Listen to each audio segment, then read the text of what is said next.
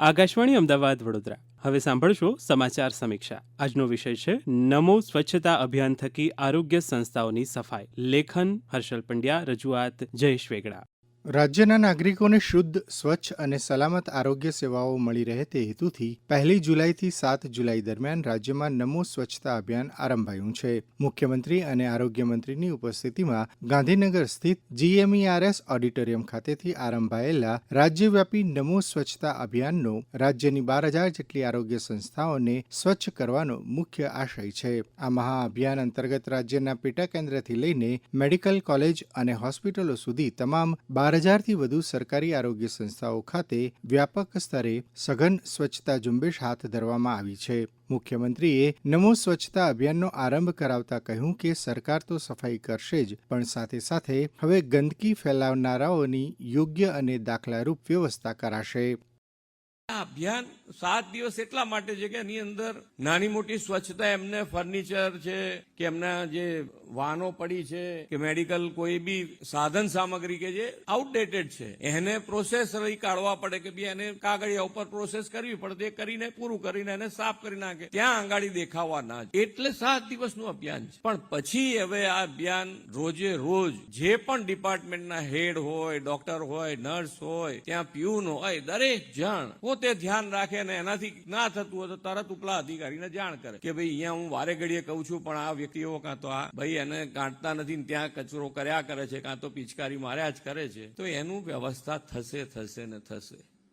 આ અભિયાન હેઠળ મુખ્યત્વે હોસ્પિટલ પરિસરમાંથી સ્ક્રેપ, ભંગાર, જંક અને બિનઉપયોગી મટીરીયલનો યોગ્ય નિકાલ, બિલ્ડિંગ તથા કેમ્પસની સઘન સાફ સફાઈ, શુદ્ધ પીવાના પાણીની ઉપલબ્ધતા અને પાઇપલાઇનનું જરૂરી સમારકામ કરવામાં આવી રહ્યું છે. આ ઉપરાંત દર્દીઓની સુરક્ષાને ધ્યાનમાં રાખીને ફાયર અને ઇલેક્ટ્રિક સેફટી, ફર્નિચરનું સમારકામ, માઇનર સિવિલ વર્ક્સ તેમજ ઇન્ફેક્શન પ્રિવેન્શન એન્ડ કંટ્રોલ જેવી અત્યંત મહત્વપૂર્ણ કામગીરીઓ હાથ ધરાઈ છે. આરોગ્ય મંત્રી પ્રફુલ્લ પાનસેરિયાએ સુરતની સ્મીમેર હોસ્પિટલમાં આ અભિયાનમાં ભાગ લેતા કહ્યું હતું કે સરકારની આરોગ્ય સંસ્થાઓ જરૂરિયાતમંદ લોકો માટે મંદિર સમાન છે અને આ મંદિરને સ્વચ્છ રાખવાની પ્રત્યેકની જવાબદારી છે. હવે આ જવાબદારી તમામે અદા કરવી જ પડશે. કોઈ પણ સરકારી હોસ્પિટલ હોય કે ઓફિસ હોય, પિચકારી મારી કે ગંદુ કર્યું તો એમને દંડ ભોગવવાની તૈયારી રાખવી જ પડશે. ખરેખર ગરીબ લોકો માટેનું આ મંદિર છે અને એમ આવીને સાજા થાય. જો ત્યાં ગંદકી કરે, ત્યાં પિચકારી પાન માવાની મારે, આ એક અસંસ્કાર છે. આ અસંસ્કારિતા જો પ્રગટ કરશે તો સરકાર 100% દંડો ઉગામશે.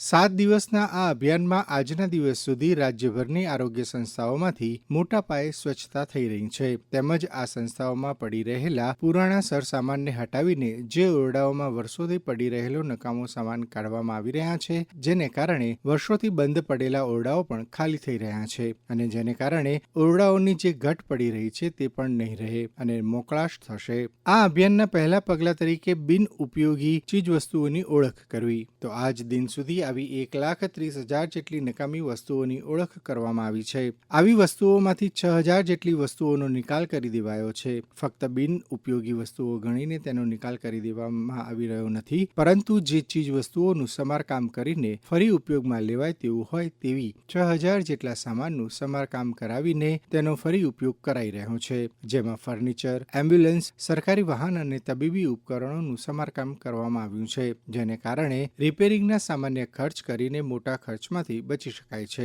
આ ઉપરાંત જે ઓરડાઓમાંથી સામાન ખાલી કરાયો છે તેવા 822 જેટલા ઓરડાઓ ખાલી થયા છે, જે આગામી સમયમાં ઉપયોગમાં લઈ શકાશે. જ્યારે બાકી રહેલી બિનઉપયોગી વસ્તુઓની નિયમાનુસાર નિકાલ કરવાની કામગીરી હાથ ધરવામાં આવી છે.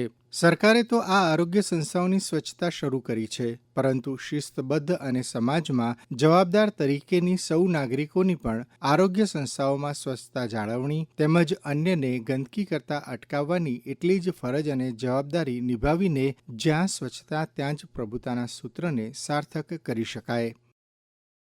આકાશવાણીના અમદાવાદ વડોદરા કેન્દ્ર પરથી આપ સાંભળી રહ્યા હતા સમાચાર સમીક્ષા. આજનો વિષય હતો નમો સ્વચ્છતા અભિયાન થકી આરોગ્ય સંસ્થાઓની સફાઈ.